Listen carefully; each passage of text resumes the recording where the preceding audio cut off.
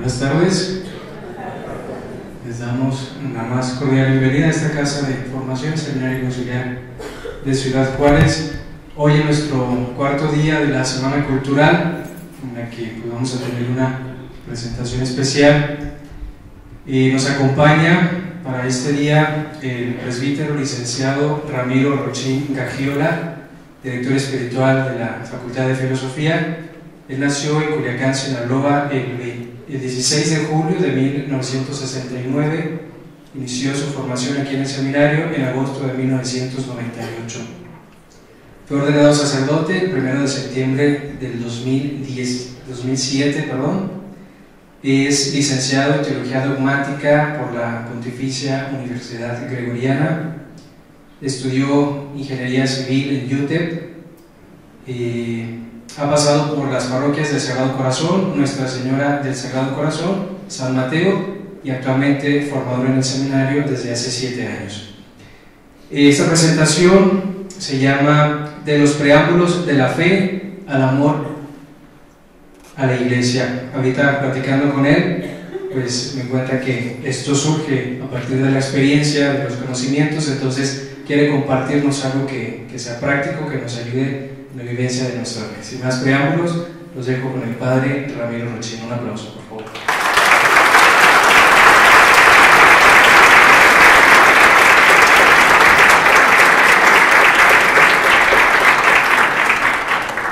Muy buenas noches a todos.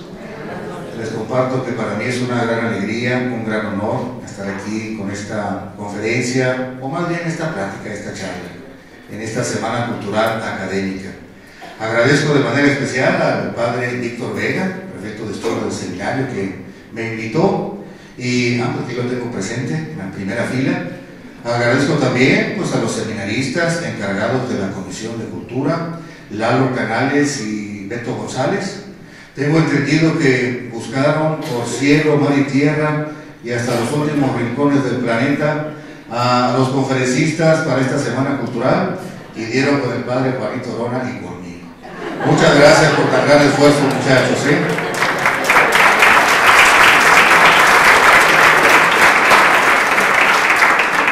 También agradezco a todos los seminaristas aquí presentes y a los amigos del seminario que se han tomado un tiempo para venir jueves en la tarde, y me sorprende el número. Yo esperaba 2 o 3 chicharitos. Los temas de teología pues no son tan atractivos, y ver a este número de personas pues la verdad que lo llena a uno de esperanza. También les comparto que con mucha sencillez, con mucha humildad, el esfuerzo de esta charla, de esta plática, pues lo pongo en las manos de la Santísima Virgen. Ojalá que a través de la intercesión de nuestra Madre Celestial dé frutos buenos. Si lo que voy a decir aquí le sirve a alguna persona o a algunas personas, pues yo me sentiré muy contento. Digo también que necesariamente seré muy breve. Pues vean el título: De los preámbulos de la fe al amor a la Iglesia. Un tema bastante amplio y más o menos tengo como 1 hora 15 minutos para tratarlo. Evidentemente muchas cosas no se dirán, pero sí quiero decir que es como un resumen de lo que me ha tocado vivir en los últimos años. Ya llevo, ¿qué será?, 8 o 9 años de mi vida dando la clase de teología fundamental. Tomo también algunos puntos de la formación que recibí aquí en el seminario, de filosofía, teología, también de la especialización en teología dogmática, y también pues, de algunas lecturas que de manera personal me han impactado. Menciono algunos: Santa Teresa de Jesús, San Ignacio de Loyola. Me gusta mucho la apología de Sócrates, y también autores como Chesterton, C.S. Lewis, entre otros. Y bueno, lo que voy a tratar aquí es una especie de viaje. Vemos la siguiente imagen, por favor. Y aquí tenemos a nuestro viajero. Un viajero de la vida, o más bien un peregrino de la vida. Veremos un rostro sereno, un hombre barbado, experimentado, recio, va bien preparado para el camino, bien abrigado con sus botas, aquí con su mochila, en fin, oteando el horizonte para descubrir el mejor de los caminos. Vemos la siguiente imagen, por favor. Y el recorrido, así muy simple, que va a seguir este peregrino de la vida, es este. Inicia la vida, la recorre, y una escala sumamente importante, los preámbulos de la fe. Muchísimas personas que han pasado por este mundo nunca han llegado aquí. Nuestro viajero sí lo logrará. Es un hombre sabio y experimentado. Y si llega aquí, entonces se facilita mucho más llegar a la etapa final del viaje, la fe. Les comparto que cuando me pidieron este tema, me dieron a escoger: Padre, hable usted de lo que quiera. ¿Por qué he elegido esta temática? Porque he descubierto que hay mucha necesidad de estos puntos que voy a tratar. Descubro que el camino es difícil. Descubro, y quizás más en nuestro tiempo que en otro tiempo, que hay problemas especiales. Algunos ejemplos: tantas personas tienen contradicciones enormes en su cabeza. Recuerdo una vez un seminarista de hace algunos años llegó compartiendo una experiencia de su apostolado en una parroquia, y contaba este seminarista que había dado un tema sobre la Trinidad, Dios que es uno y a la vez tres personas, Padre, Hijo y Espíritu Santo, y que luego una muchachita que estaba ahí escuchando el tema, pues se agarró a risas porque pues ella siempre había pensado que la Santísima Virgen era parte de la Trinidad. Pero con ese tema que le dio el seminarista, pues ya cayó en la cuenta. Una cosa es la Trinidad y otra la Santísima Virgen. Y yo pues me quedé pasmado. Qué superficialidad, incluso en las cosas más importantes, en lo que se cree con respecto a la divinidad. Otro ejemplo: hoy en día pareciera que para muchos, pues lo más importante es la relación de pareja, la relación romántica entre un hombre y una mujer. Y todos los esfuerzos de la vida se tratan de eso, encontrar la pareja ideal. Uno se encuentra con gente así y a la vez están centrados, enfocados en la relación hombre y mujer, el amor romántico, que basta una mínima reflexión para saber que si es amor verdadero entre un hombre y una mujer, pues es para siempre. Y uno se encuentra con esas personas que se enfocan en eso y con la mayor tranquilidad del mundo aceptan el divorcio como algo normal. Contradicciones enormes. O está muy de moda pues querer a los animalitos, recoger a los perros de la calle, hacer donaciones, ¿verdad?, para los animales que están en peligro de extinción, y eso es bueno. Qué bueno que se quieran mucho a los animales, pero a veces uno se encuentra personas que aman muchísimo a los animales y como si nada, pues aceptan el aborto. Qué contradicciones enormes en la jerarquía de valores y en el mismo razonamiento de esas personas. O quizás la contradicción mayor: uno se encuentra muchos que se llaman cristianos, católicos, discípulos de Jesucristo, y sin embargo llevan una vida triste, una vida gris, una vida quizás marcada por la amargura. Yo creo que esa es quizás la peor de las contradicciones. Entonces, los temas de esta noche, así lo considero, son sumamente importantes. Vemos la siguiente imagen, por favor. Aquí vemos un mapa más detallado de ese camino, ¿verdad? Aquí está el peregrino de la vida, acá están los preámbulos de la fe, pero entre el inicio y los preámbulos hay muchos peligros. Una serpiente sumamente venenosa, unos cocodrilos muy bravos, un tiburón, este fue el que actuó en la película de Tiburón.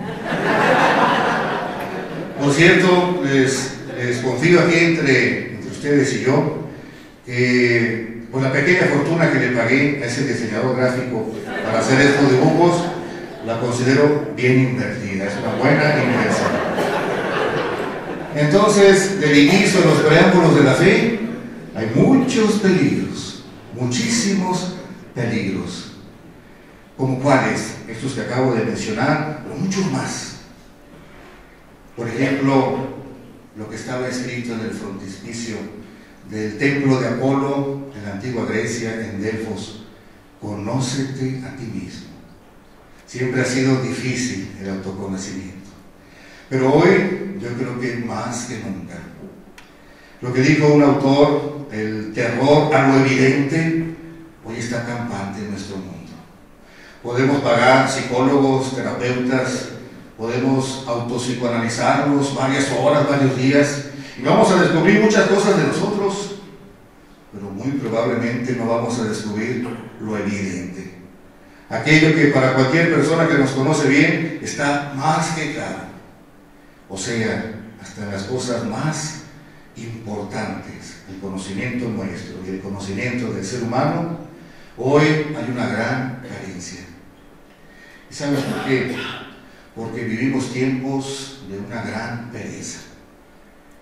Hoy casi todo nos da flojera, pero entre las cosas que más flojera causan está, por ejemplo, el pensar.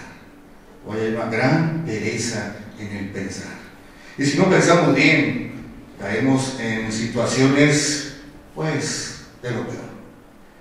Yo trato un poquito de dar algunas pistas para no caer en esos errores mentales, en esos errores de un mal pensar. Fíjense, les comparto, yo cuando tenía 18, 19 años, 20 años, me gustaba mucho el tenis y jugaba en algún torneo aquí o allá, en alguno en El Paso, y hubo una experiencia que me marcó mucho. Una vez me tocó jugar contra un señor, pues yo siendo un jovencito así como los del seminario menor, con un señor de 50 y tantos años, y se me quedó grabada esa experiencia, ese recuerdo. El comportamiento de este señor, que para mí era pues muy grande, ya estoy llegando a la edad de ese señor, pero en aquel tiempo para mí era muy muy grande, un comportamiento muy ridículo, muy superficial. Y yo recuerdo que me decía una y otra vez, pues ¿cómo puede llegar alguien a esa edad, 50 y tantos años, y comportarse así? Hoy reconozco que en aquella edad yo era muy ingenuo, sumamente ingenuo. Hoy, con los años de experiencia que tengo de sacerdote, sé que un ser humano puede llegar a una edad mucho más grande, ser un anciano literalmente, tener un pie en la tumba y aún así seguir con comportamientos sumamente inmaduros. Uno como sacerdote lo sabe porque uno confiesa a la gente cuando se está muriendo, cuando le quedan horas de vida. Y cuántas veces pues se confiesan porque está sacerdote, pero realmente la cabeza, el corazón están en lo mundano. Siguen pensando esas personas en algún negocio económico, siguen pensando esas personas en algún compromiso social. Sí, errores tan grandes, errores donde a veces se juega el destino eterno. Y peor aún, se mueren las personas. Uno también lo sabe como sacerdote que celebra muchos funerales, y a veces se mueren personas que nunca se interesaron por Dios, nunca se interesaron por mejorar la sociedad, por ayudar a otros seres humanos, y cuando se mueren han dejado indicaciones a sus familiares, a sus seres queridos, y sus familiares les obedecen para que el funeral se celebre con mariachis, con vestimenta blanca, como diciendo, llevó una buena vida, ya está en el cielo. ¿Quién sabe, verdad? ¿Quién sabe? Si nos dejamos llevar por la ficción, podrá uno creer eso con un buen razonamiento. Yo diría, ¿quién sabe? Y aparte de estos tiempos, pues yo veo a las nuevas generaciones, a nuestros jóvenes tan queridos, pues metidos ahí en las pantallitas, siempre con sus audífonos.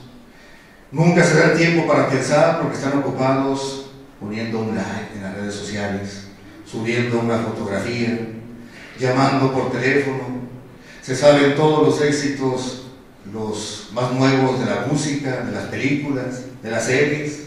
Son expertos en videojuegos porque han invertido horas en esa actividad.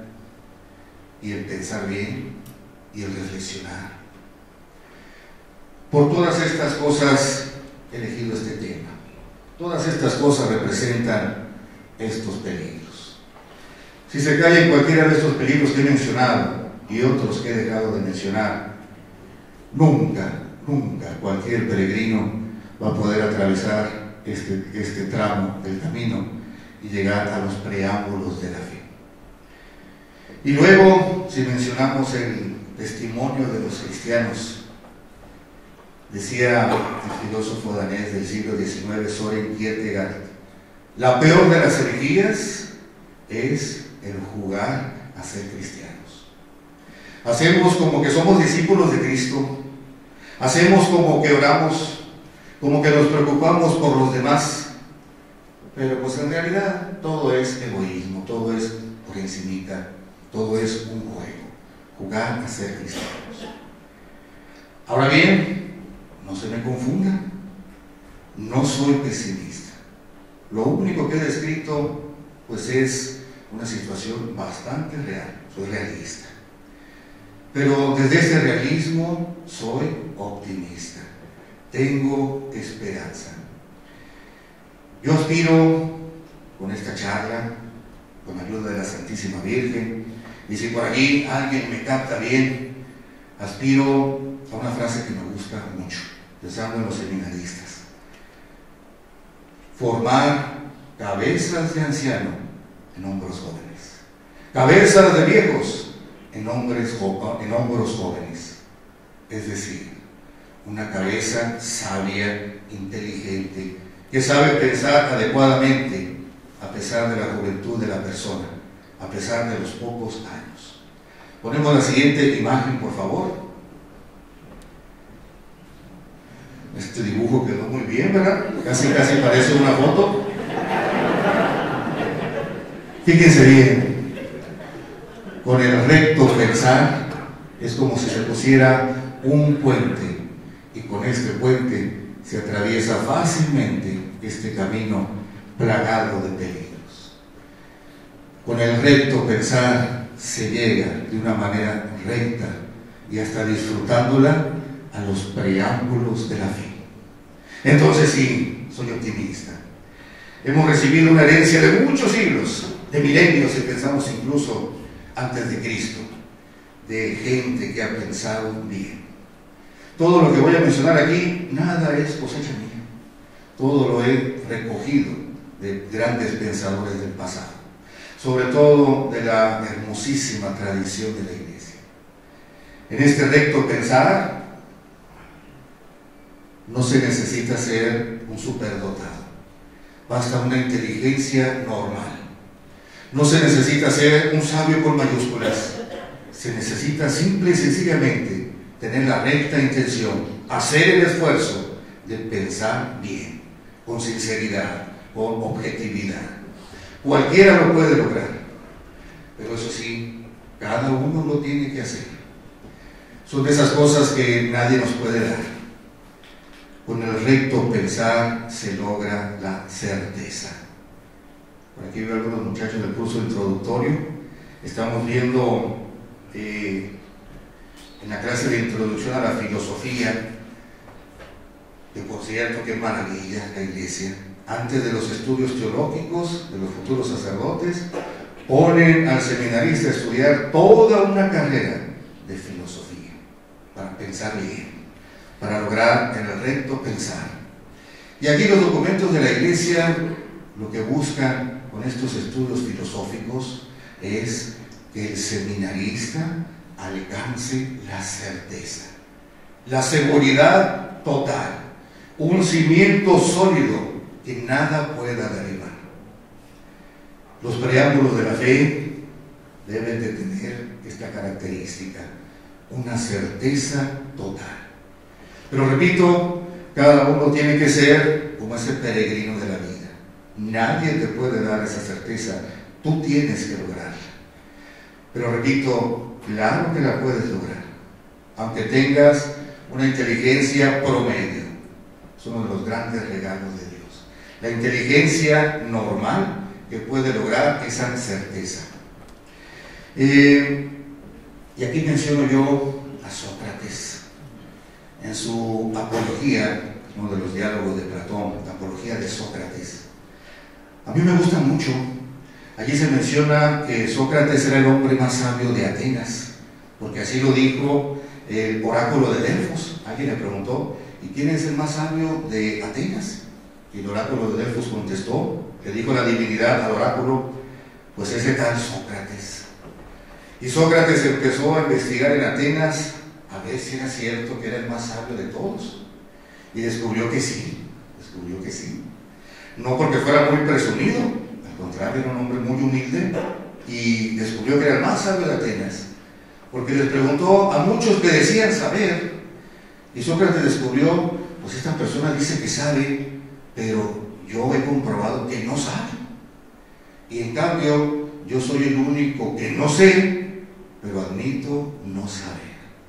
De allí la famosa frase de Sócrates, yo solo sé, en nada sé. Pero en realidad sí sabía muy poquitas cosas, pero las sabía muy bien, las sabía con certeza. Los atenienses lo condenaron a muerte y Sócrates decía, pues si ustedes me dejan seguir viviendo, yo voy a seguir haciendo lo mismo que he hecho los últimos años. Le voy a decir a todo el mundo, ¿de qué te sirve la vida? Para juntar dinero, para buscar placeres mundanos, para buscar poder. ¿De qué te sirve? O sea, incluso para un no cristiano, ese tipo de comportamiento era absurdo. Una certeza así, al modo de Sócrates.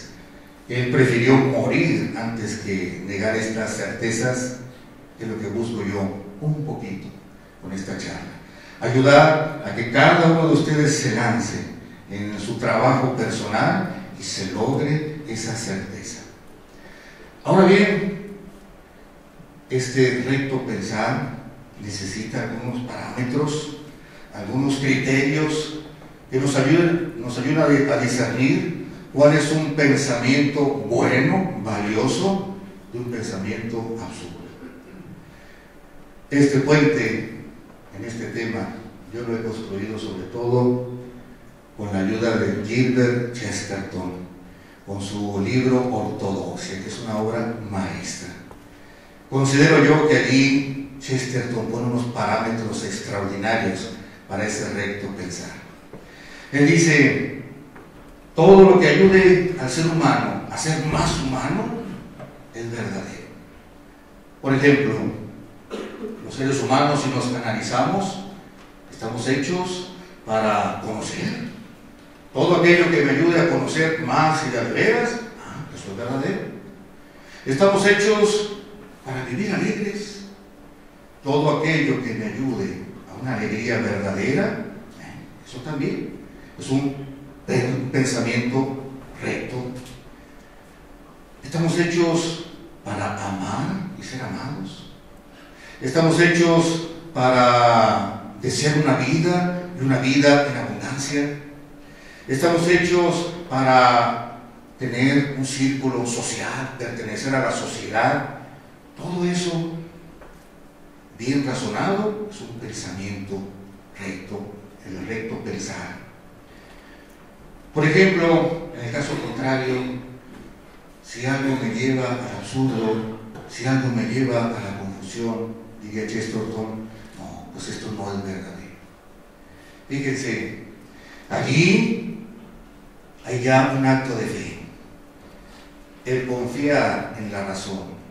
Que la razón puede alcanzar la verdad con estas características, ya es un acto de fe.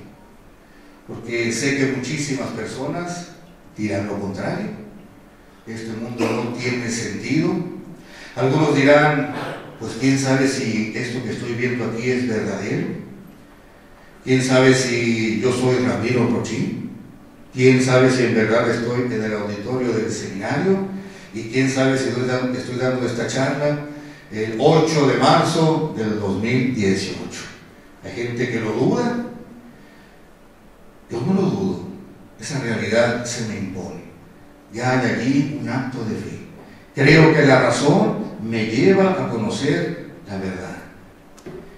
Y si el universo no fuera así como lo estoy diciendo, si el universo fuera como decía el filósofo y premio Nobel de Literatura Albert Camus, si el universo fuera indiferente a mis anhelos más profundos, diría este ateo, pues lo único razonable es rebelarse ante ese universo. Yo estoy de acuerdo allí con Albert Camus. Si el universo no ha creado estos anhelos humanos que tenemos, de alegría, de conocimiento, de amor, de vida, uno tendría que rebelarse ante ese universo. Y si en ese universo hubiera un Dios, fíjense lo que voy a decir y no se rasguen las vestiduras.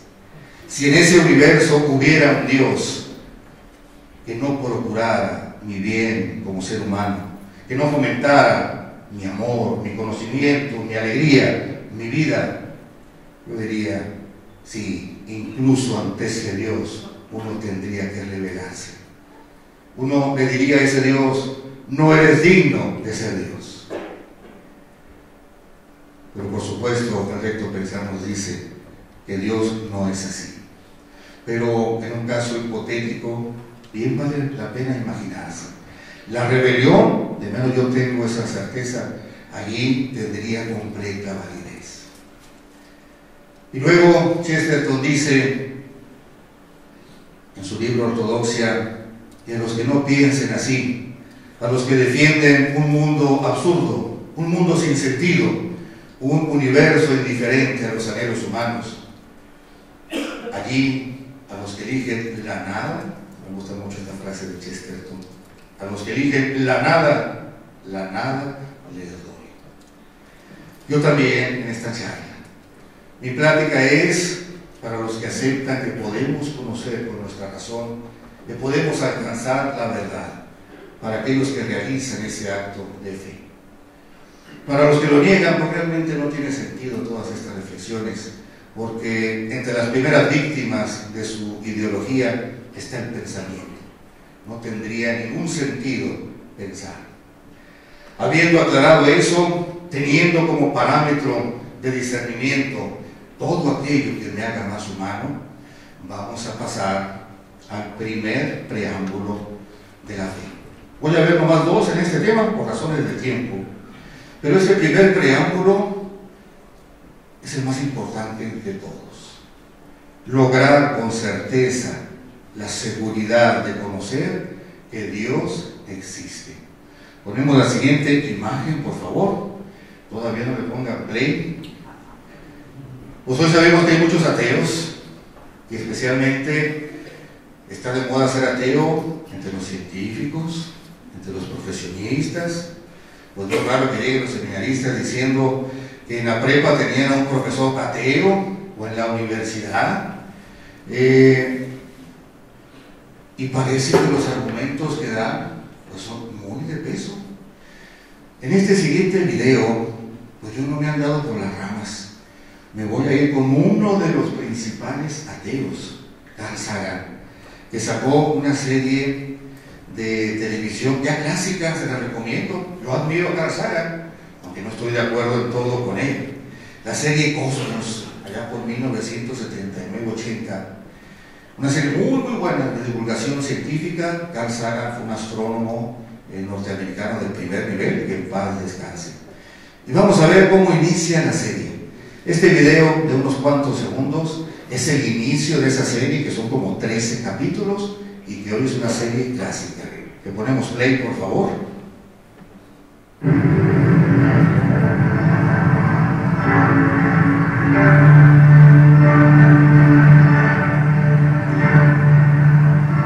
El cosmos es todo lo que es, todo lo que fue, todo lo que será. Contemplar el cosmos nos emociona, nuestros miembros, la voz se nos quiebra. Hay una vaga sensación, como un recuerdo lejano que desplome desde una gran altura. Sabemos que nos acercamos al más grandioso de los misterios. Gracias. Ponemos la siguiente imagen. No se escuchó bien. Cuando lo grabé en mi celular se escuchaba muy bien, pero aquí ya en el auditorio no tanto. Fíjense cómo inicia la serie Cosmos, serie de divulgación científica, con uno de los grandes científicos del mundo, Carl Sagan. El cosmos es todo lo que fue, todo lo que es y todo lo que será. Y lo dice con una música hermosísima y con unas escenas también magníficas, esas olas. Y luego con palabras poéticas. Es el misterio más grande que nos encontramos, el cosmos. Pero al mismo tiempo está diciendo que Dios no existe. Si el cosmos es todo lo que ha sido, todo lo que es y todo lo que será, y este cosmos es este universo material que nos rodea, está diciendo con otras palabras Carl Sagan, Dios no existe. No me fui por las ramas.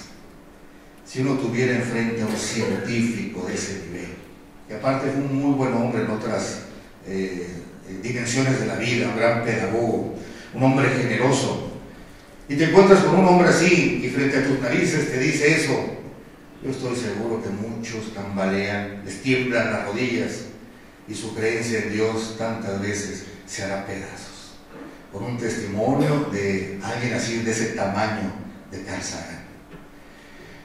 Bueno, pero se trata aquí de alcanzar el preámbulo de la fe.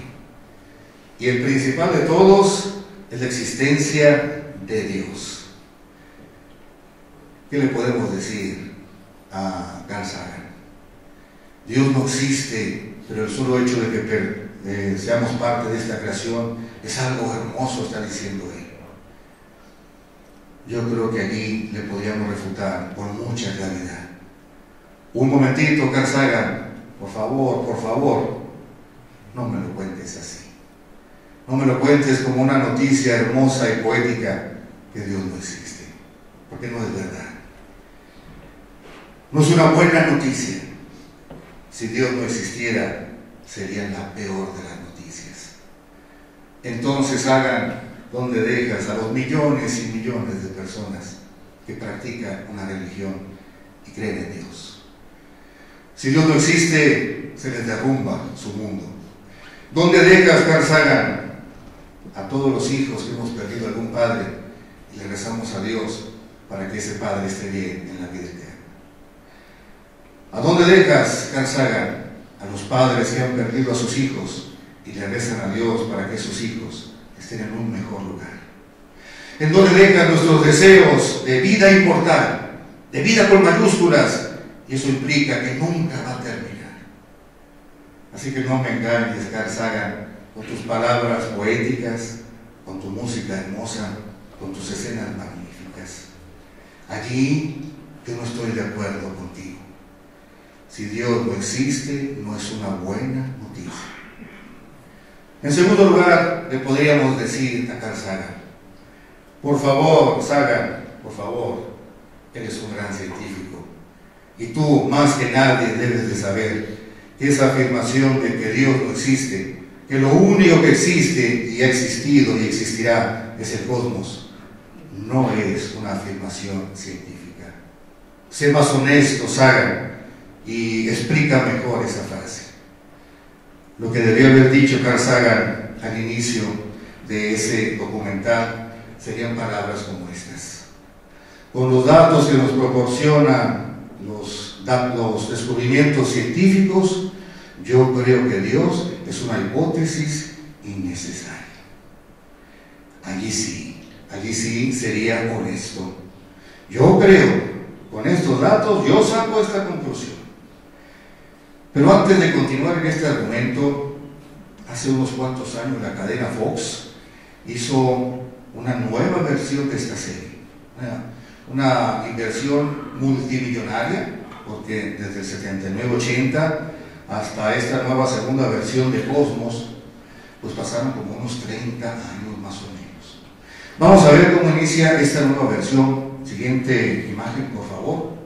Carl Sagan ya murió en el 90 y tantos.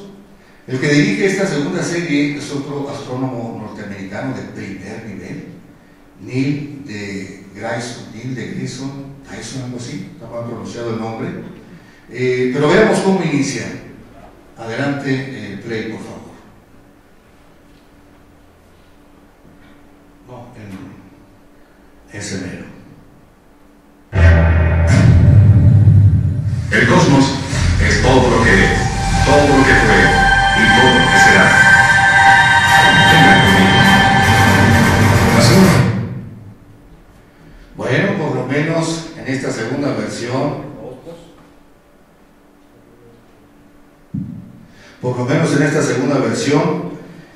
ya no fue tan poética esta expresión, pero llama la atención de todos modos cómo otra vez repitieron la frase.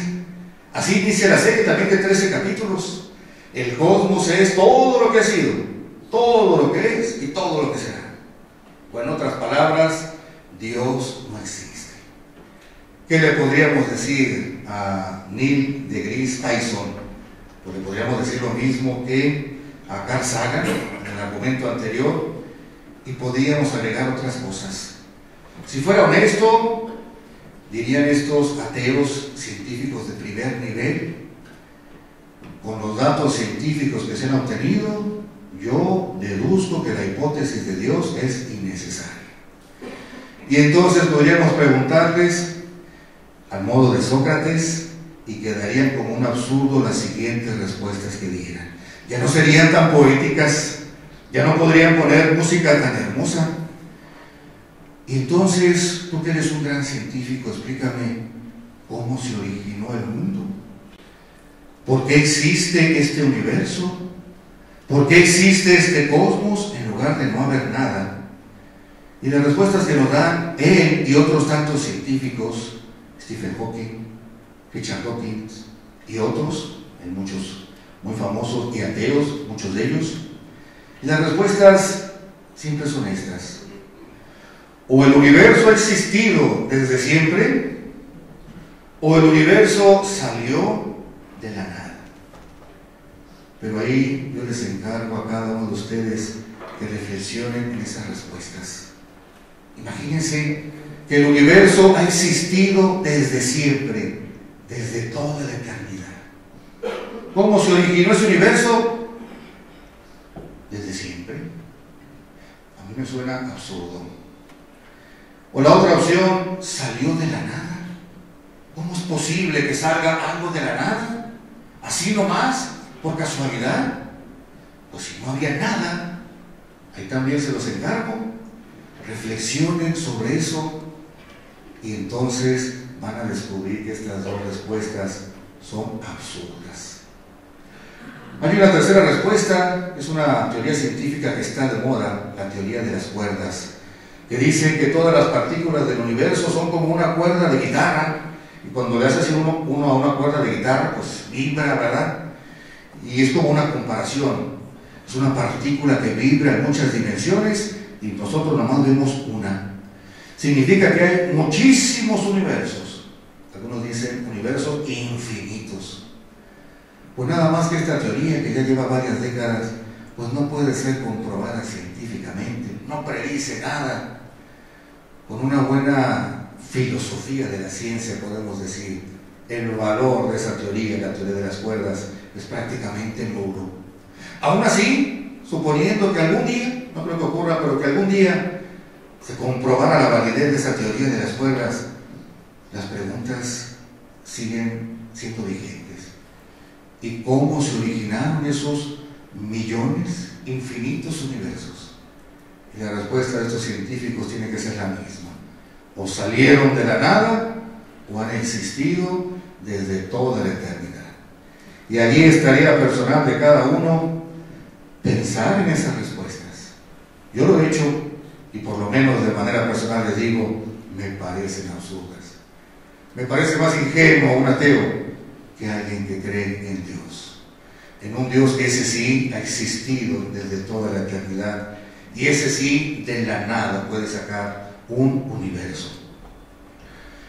Pero suponiendo que haya un hueso duro de roer, pues está la respuesta que da ese gran filósofo y teólogo Blaise Pascal, francés del siglo XVII, monje. Y él dice, pues no tanto hay que preguntar si Dios existe, porque él decía esto, por la razón no lo podemos averiguar. Más bien hay que hacerse otra pregunta: ¿conviene creer en Dios o no, dado que no lo podemos conocer, su existencia? Y dice Pascal, pues hay que analizar. Si creemos en Dios pasa esto, y si no creemos en Dios pasa esto. Suponiendo que Dios exista, si creemos en Dios, pues entonces nos salvamos, pues entonces tenemos vida eterna. Eso implica también que hay que llevar cierto comportamiento en la vida, etcétera, etcétera. Y si no creemos en Dios, pues puedes hacer lo que quieras, pero si Dios existe, pues te condenas. Y si no existe, bueno, pues tu vida desaparece, pero de cualquier manera tu vida será un instante. Concluye Blaise Pascal. Pues, aunque no podamos saber si Dios existe o no por la razón, sí conviene creer en Él, por las consecuencias. Eso es para los huesos duros de roer. Yo en lo personal les confieso, yo no tengo necesidad de hacer la apuesta de Pascal, que sí se conoce ese razonamiento, pero a lo mejor a alguno le sirve. Ahondando en estos ateos, hay otros argumentos que a mí, esto sí me sirve. Si uno fuera ateo, pues ¿por qué tiene uno que predicar a los cuatro vientos que uno es ateo y tratar de convencer a los demás? A final de cuentas, si uno cree en Dios o no cree en Dios, la vida es un instante y vamos a desaparecer. ¿Por qué ese afán de ser casi como un nuevo San Pablo, predicando ese ateísmo? O ser tan insistentes quizás como los testigos de Jehová, pero con otro mensaje, ¿verdad? No creas en Dios, Dios no existe, la ciencia ya lo comprobó. Realmente para mí no tiene sentido. Y la respuesta que me encuentro a mí mismo es esta: hay un común denominador, de menos de lo que me ha tocado ver a mí, de todos los ateos que he conocido, ya sea en persona o a través de publicaciones o entrevistas, como Carl Sagan, como Stephen Hawking, y el común denominador es este: nunca te vas a encontrar un ateo que se crea tonto. Todos los ateos se creen muy listos, más listos que el común de las personas. La inmensa mayoría del mundo es creyente y realmente el porcentaje, los ateos son mínimo, un porcentaje mínimo. Ahí encuentro la respuesta. Vean todos cuán inteligente soy, qué hueso soy, qué hueso tan duro de roer soy, tanto así que yo no creo en Dios. Por tanto, se puede obtener la certeza en Dios. Hay muchos otros argumentos. Las 5 vías de Santo Tomás, que reflejan también cómo muchas culturas han llegado por la razón al conocimiento de Dios. Santo Tomás, sus 5 vías, él agarra una de Aristóteles, Dios como primer motor, agarra otra de Platón y San Agustín, Dios como el sumo bien, agarra otra de el filósofo árabe Avicena, Dios como causa incausal, y del filósofo judío Maimónides, Dios como el ser necesario, en contraste a los seres contingentes que no son necesarios. Y la quinta y última vía de Santo Tomás, la agarra de San Juan Damasceno, Dios como el gran ordenador. O podríamos mencionar, también hay científicos que a través de la ciencia han creído en Dios, el principio antrópico, donde parece que todo el universo, por los datos, por las fórmulas, está diseñado para que exista el hombre, y cosas por el estilo. Para mí, en mi camino personal de llegar a esta certeza, me basta que no puedan contestar los científicos por qué existe un mundo en lugar de no existir nada. Termino con esto. si se tiene la certeza de Dios, así, con la razón, sin abrir una sola página de la Sagrada Escritura, cambia todo. Si existe Dios, se pueden sacar otras conclusiones. Dios me ha creado a mí, y ese Dios es de una inteligencia, de una sabiduría infinita. Me ha creado por alguna razón, y ese Dios, viendo este universo tan bello, tan hermoso, se ve que es un Dios bueno, es un Dios amable. Decía un ateo convertido al cristianismo cuando creyó en Dios, André Froissart, miembro de la Academia Francesa: nunca me he acostumbrado a la existencia de Dios. Es maravilloso tener esa seguridad. Cuando algún seminarista me dice: es que tengo una crisis de fe, padre. ¿Por qué? Y entre algunas cosas menciona que hasta duda de la existencia de Dios. Pues yo le contesto: no tanto es crisis de fe, es crisis de pensamiento. Vamos a ver el siguiente video, que a mí me gusta mucho. Los que han tomado clase conmigo, pues no me he hecho el video, pero sí se los he mencionado en la película. Es un video de una película, se llama El Cuerpo, The Body en inglés, por Antonio Banderas. No es una gran película, no estuvo nominada a los Óscares, ni al Festival de Venecia, ni a la Berlinale, ni nada por el estilo, pero presenta una situación que conviene pensar en ella. La trama es esta: que arqueólogos han descubierto en Jerusalén lo que parecen ser los restos de Jesucristo. Han encontrado la tumba de Cristo y allí los huesos de Cristo. Y así se va desarrollando la película. Por supuesto, nunca va a ocurrir, pero conviene situarse en esa situación. Y por supuesto, el Vaticano manda a sus representantes, y Antonio Banderas es un sacerdote que anda investigando, y aparte hay un sacerdote monje más viejo, lo presentan así en la película, un gran sabio, un gran erudito. Y llega un momento en la película en que tanto Antonio Banderas como este monje erudito se convencen: realmente son los restos de Jesucristo. Veamos la reacción de ambos. Ponemos play, por favor.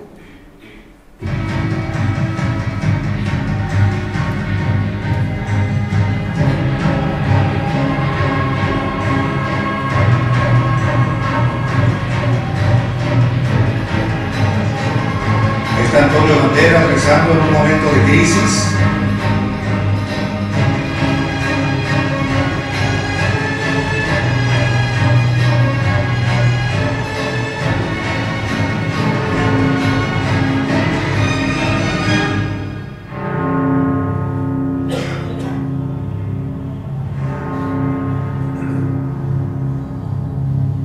Y ahí va a salir el monje.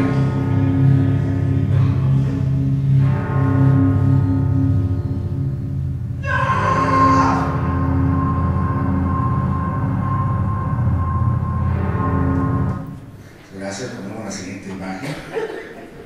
Una escena tremenda, ¿verdad? Y yo en las clases les pregunto a los estudiantes: ¿y qué piensan de lo que hizo este monje? Toda su vida la ha dedicado a Cristo y descubre que Cristo no era Dios. Y la reacción que hace es, pues, subirse a la cima de su monasterio y lanzarse al vacío, suicidándose. Aquí no les pregunto, ¿verdad?, porque son muchos, pero yo les doy la respuesta: el que hizo esta película no conoce a los católicos. Si realmente el personaje es un monje erudito, quiere decir que sabe mucha filosofía. Y si Cristo no fuera Dios, si no hubiera resucitado, si se encontraran sus huesos, nuestro universo sería un universo más triste. No tendríamos un Dios locamente enamorado como un adolescente de los hombres. No tendríamos un Dios que se hubiera hecho hombre y hubiera muerto por nuestros pecados. Sí, sería una muy mala noticia. Pero a pesar de eso, seguiríamos teniendo muchas otras cosas. Seguiríamos teniendo la certeza, por la razón, por un recto pensar, de que Dios existe, de que Dios es bueno, de que Dios me agrada. Y si me agrada es porque tiene un plan para mí, de un Dios que ha puesto en mí todos estos anhelos de felicidad, de amor, de conocimiento. Es decir, tendríamos este principal preámbulo de la fe. Y sí, el universo no sería tan hermoso, pero por supuesto, tampoco sería para lanzarnos al vacío. Por eso, qué importante es tener esa certeza de que Dios existe. Este es un preámbulo que vamos a ver en esta charla. Vamos a ver el segundo y último. El de que Dios existe es el más importante. Y a cada uno le toca, por su razón, alcanzar esa certeza. Y el segundo que he elegido es el más fácil de todos. Aquí lo voy a explicar muy rápido. Alcanzar la certeza de este segundo preámbulo es muy fácil. El segundo preámbulo de la fe es este. Tenemos una inclinación al mal. Tenemos una inclinación al mal. Hay filósofos que han negado esto. Es famoso Juan Jacobo Rousseau, que decía que tenemos una naturaleza buena, el buen salvaje. Yo no he encontrado ni en la filosofía ni en la psicología una explicación mínimamente satisfactoria de por qué tenemos esa inclinación al mal. Cualquiera lo puede comprobar. Es sabroso chismear, es sabroso pelearse, ¿verdad? Es cierto saborcillo cuando le digo al otro sus verdades, cuando me pongo rojo de coraje, ¿verdad? Es cierto saborcillo allí. La pereza, a todos se nos facilita la pereza. La gula, ¿verdad? A todos se nos facilita. Si alguien me hace algo, me sale muy natural el odio y el rencor.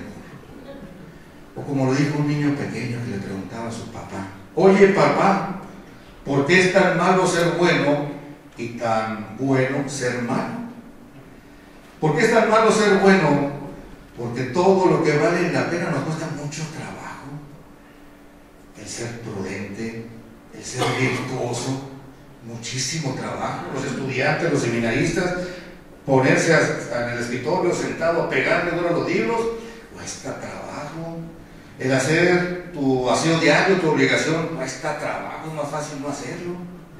¿Y por qué es tan malo ser bueno? Porque hay ese atractivo al ser el mal.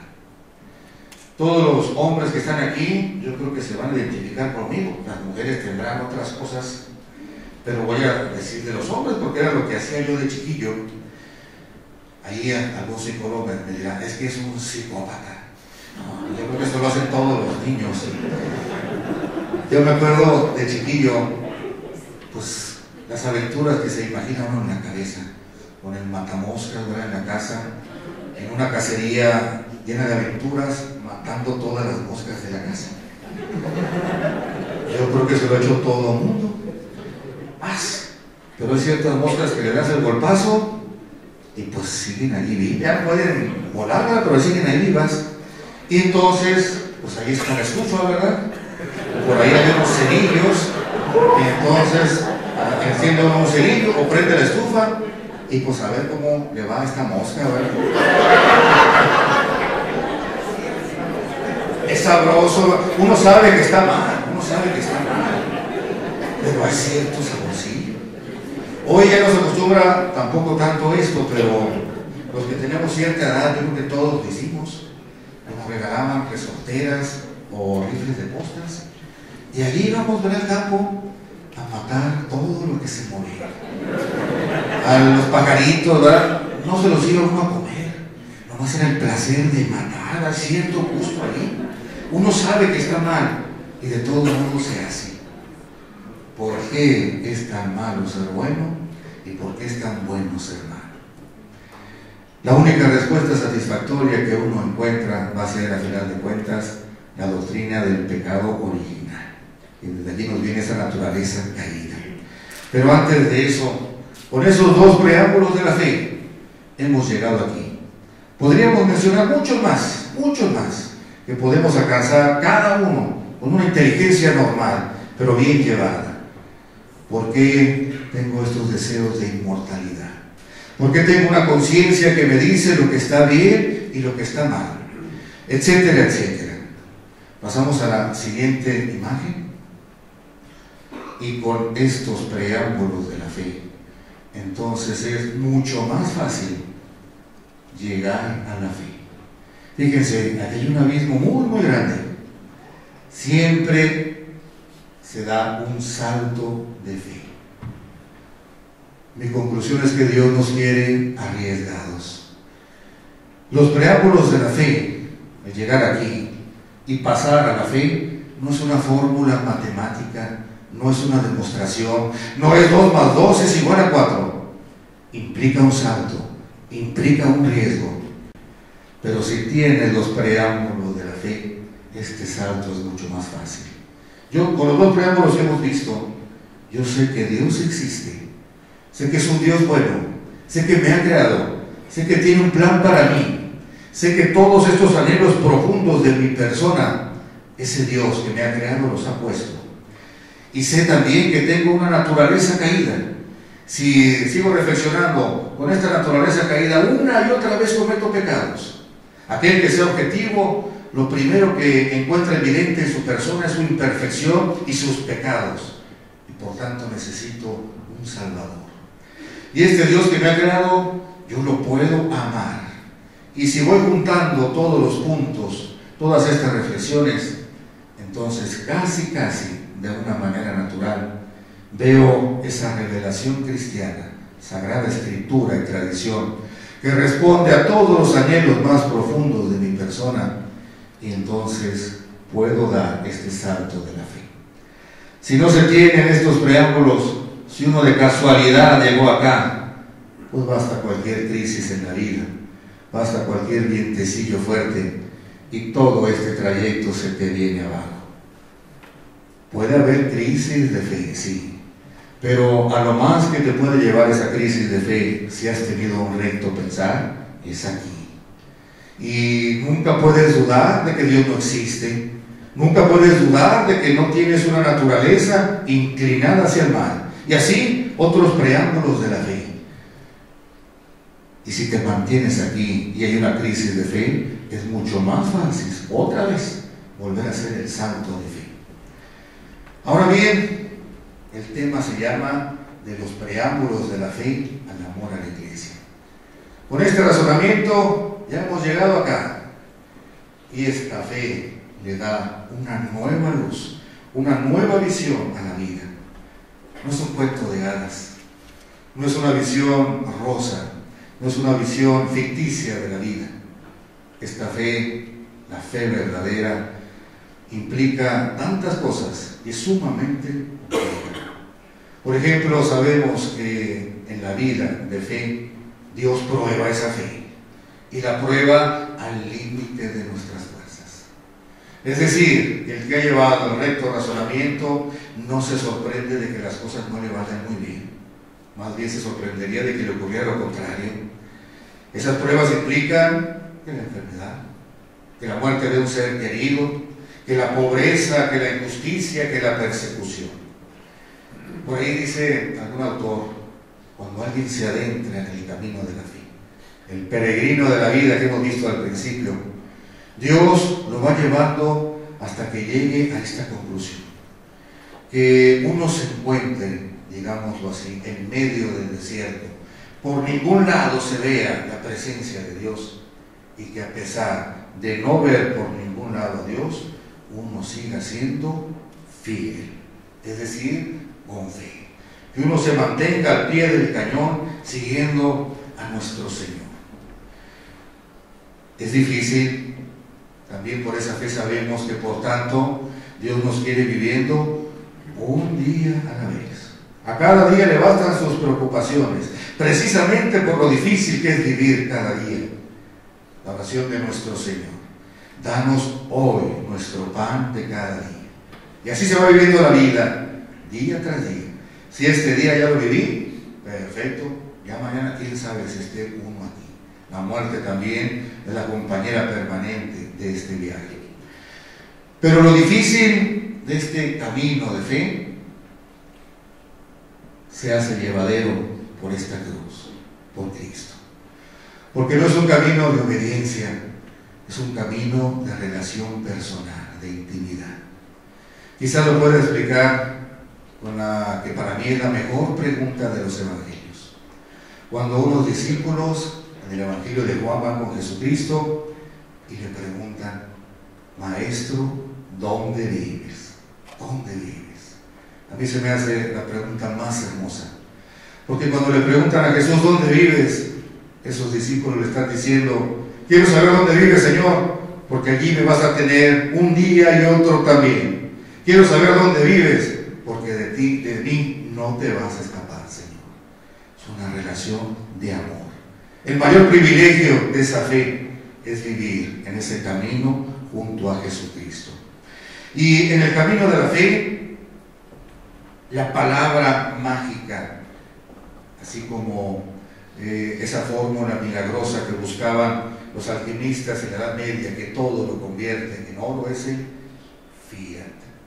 Hágase, lo vemos en el Génesis, hágase la luz. Lo vemos en la Santísima Virgen María: hágase en mí según tu palabra. Y lo vemos con nuestro Señor en la Pasión: que pase de mí este cáliz, pero no se haga mi voluntad sino la tuya. Y en ese camino de fe, que uno va aprendiendo también a decir hágase, pues uno va creciendo en todas las dimensiones. Decía Santa Teresa de Jesús: conociendo a Dios, nos vamos conociendo a nosotros. Y conociéndonos nosotros, sabemos qué cosas hay que trabajar y qué cosas vamos bien. Uno como sacerdote, pongo aquí un ejemplo de tantos, uno sabe que este camino de la fe es para gente normal. Yo recuerdo en la parroquia de Nuestra Señora del Sagrado Corazón de Jesús, a mí me tocaba visitar a los enfermos, y allí una vez visité a una señora que, estando con ella, me recibió así como si fuera el gran honor, ¿verdad? El sacerdote que viene a mi casa. Y platicando con ella, pues realmente dice uno: el honrado soy yo. Decía esta señora ya grande, pobre, vivía en un departamento muy pequeñito y prestado, ciega, había estado casada, pero hacía muchísimos años que su esposo murió. Tuvo un hijo nada más, pero ese hijo se murió cuando tenía unos 20 y tantos años. Entonces, una historia terrible, pero era una mujer de fe. Y se sentía honrada, agradecida, bendecida por Dios, porque el sacerdote había ido a visitarla. Ese es, más o menos, el camino de fe que Dios tiene preparado para sus discípulos. Ahora bien, esto no quita las cosas terribles. Hay una batalla tremenda cuando nuestro Señor le dice a Pedro: tú eres Pedro, y sobre esta piedra edificaré la iglesia, y las puertas del infierno no prevalecerán sobre ella. Las puertas del infierno no prevalecerán sobre ella. Allí Dios nos está diciendo que va a haber una batalla terrible, una batalla brutal. Por un pelito las puertas del infierno parecería que iban a ganar, pero por la intercesión de Cristo no prevalecerán sobre la iglesia. Por ejemplo, hoy nuestro escándalo actual, de los más grandes en la historia de la iglesia, la pedofilia. Yo lo veo en el contexto de esta batalla entre Dios y el infierno. La pedofilia es algo, civilmente hablando, que merece la prisión. Y claro que hay que apoyar lo que dice el Papa Francisco y antes del Papa Benedicto XVI: cero tolerancia. Y los católicos deben ser los primeros que denuncien a los sacerdotes pedófilos y merecen la prisión. En sentido espiritual, en sentido de fe, es algo también diabólico. ¿Cómo ocurre que un sacerdote, que seguramente se ordena lleno de ilusiones, poco a poco va desviando su mente, sus afectos, hasta que llega a ver a lo más inocente e hermoso del mundo, que son los niños, con mirada lasciva, con pensamientos lujuriosos, y luego lo lleva a cabo? Yo creo que es algo diabólico. Pero al mismo tiempo, es un escándalo tremendo y la iglesia está tomando las medidas. No hay que olvidar que en el mundo existen más de 400,000 sacerdotes. Y cualquiera que conozca a un grupo de sacerdotes sabrá que la inmensa mayoría, hombres comunes y corrientes, pero la inmensa mayoría son hombres buenos, son hombres alegres. Tratan de cumplir su trabajo, viven su celibato, aman a Cristo y aman al pueblo de Cristo. Están las dos cosas, una batalla terrible, y hay gente que cae en esa batalla. Los sacerdotes pedófilos, las víctimas de la pedofilia, tanta gente que vive en la angustia, en la desesperación, algunos llegan hasta el suicidio, pero viendo el contexto general, sigue estando allí la presencia divina, llena de consuelo en la iglesia de Cristo. Con toda intención le puse este título a esta charla: de los preámbulos de la fe al amor a la iglesia, porque esta fe incluye el amor a la iglesia. Yo sé que mucha gente ama a Cristo, y mucha gente se confiesa y bautizan a sus hijos y se casan en un templo, en fin, una vida sacramental. Pero al mismo tiempo sé que muchos que llevan esa vida, cuando se trata de la iglesia católica, apostólica, romana, no existe ese cariño. Una fe verdadera, bien entendida, con un recto pensar, incluye el amor a la iglesia.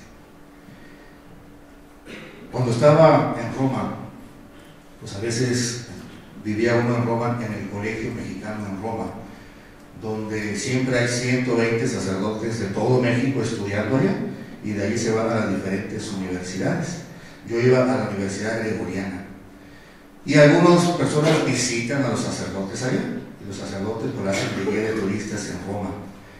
Un buen amigo mío de otra diócesis recibió a sus papás y los llevó a conocer Roma, y los llevó a la iglesia que se llama Tre Fontane, donde dice la tradición que fue martirizado San Pablo. Y Tre Fontane significa tres fuentes, porque allí, dice la leyenda, le cortaron la cabeza a San Pablo y ¡pum!, cayó una vez la cabeza, rebotó la cabeza por segunda vez y otra vez rebotó y por tercera vez cae en el piso. En los tres lugares que pegó la cabeza de San Pablo en el piso, brotó una fuente, Tre Fontane, las tres fuentes. Hoy hay una iglesia allí, las tres fuentes están adentro del templo, y los llevó este sacerdote a sus papás, gente sencilla, gente noble, gente con esta fe, ¿verdad? Y el papá veía las fuentes y pues están separadas un buen número de metros una de otra. Por supuesto es una leyenda, no es artículo de fe. Y cuenta el sacerdote que su papá pues, se le veía ahí la duda, lo que estaba sucediendo, ¿verdad? Sus neuronas como que se le veía en el rostro. Y le preguntó el papá a su hijo sacerdote: oye hijo, ¿y a poco sí? ¿A poco sí aquí botó la cabeza de San Pedro y botó todos estos metros acá y otra vez acá? Y el sacerdote, cronista, socarrón, le contestó, no sacó del dilema a su papá, le dijo: pues así dice la iglesia, pues así dice la iglesia. Y siguió el papá, ¿verdad?, en esa encrucijada. Pues, ¿cómo puede ser posible, verdad? Y luego finalmente dijo el papá, y por eso me lo contó el sacerdote a mí, porque se quedó admirado, como yo también cuando me lo contó. Dice el papá: pues si así lo dice la iglesia, entonces ha de ser verdad. Qué fe tan bonita, qué confianza en la iglesia, qué amor por la iglesia.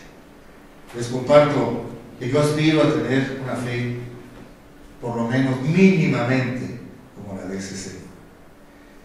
Amar la iglesia, sentirse orgulloso de estar en esa iglesia y desear con todas las fuerzas, cuando uno muera, morir dentro de esta iglesia.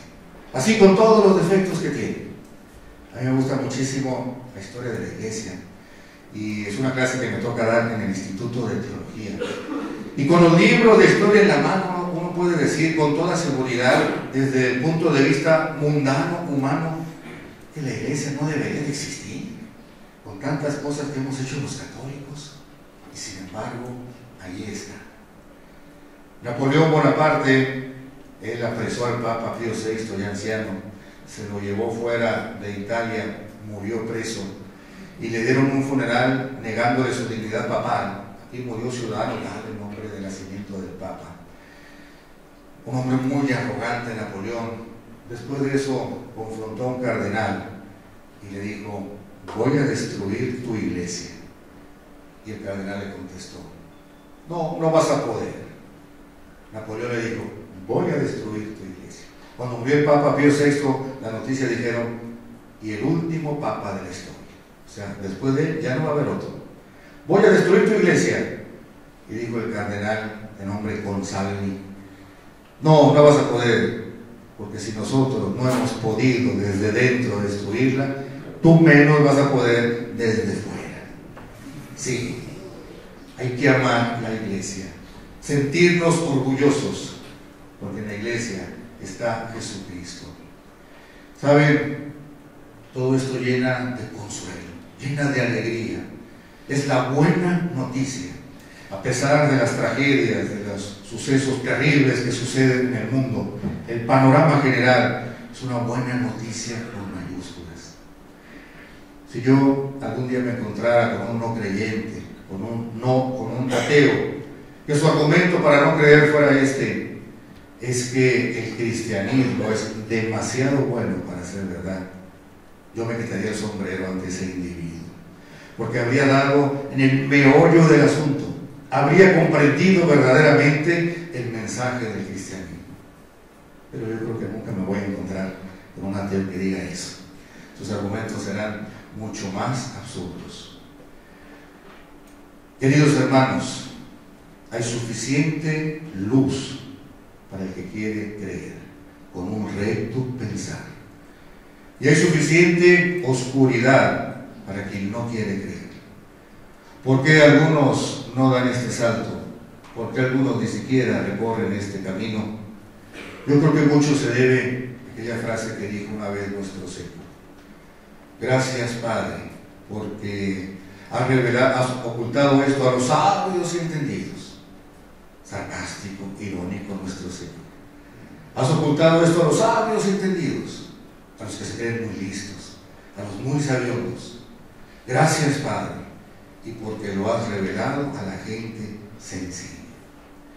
Yo creo que este recto pensar que nos hace recorrer todo este camino tiene ese requisito: la sencillez, la recta intención, el ir objetivamente buscando la verdad, sin ningún prejuicio. Y saben, el título que le puse a esta plática, pues es muy rimbombante, ¿verdad? Bueno, muy importante. De los preámbulos de la fe al amor a la iglesia. Pero lo puse así porque realmente es lo que hemos tratado, pero no es el mejor título que a mí se me ocurre. Pasamos a la siguiente imagen, por favor. Realmente, si soy honesto, yo le hubiera puesto así: reflexiones a partir del soneto a Jesús crucificado. Yo no sé mucho de poesía, pero sí puedo decir con certeza, con toda la seguridad, que para mí hay un poema que es el mejor del mundo. En ese poema hay belleza, pero hay sabiduría. Y veo recorrido todo el camino que hemos marcado aquí, desde el inicio de la vida hasta los preámbulos de la fe, en ese soneto a Jesús crucificado. Creo que es del siglo XVI, siglo XVII. No se sabe quién es el autor, pues yo creo que es lo más conveniente. Una obra tan grande, tan sabia, también debe llevar el signo de la humildad, del anonimato. Pero es tan bonito, tan hermoso, que hasta lo pusieron en la liturgia de las horas, la oración que rezamos todos los días a lo largo del año los sacerdotes. Y yo, viendo ese soneto, que desde hace años me ha impresionado, pues de ahí yo creo que a lo largo de este tiempo he sacado estas reflexiones, que algunas de ellas se las he compartido. Siguiente imagen, por favor. Quiero leer este soneto aquí frente a ustedes.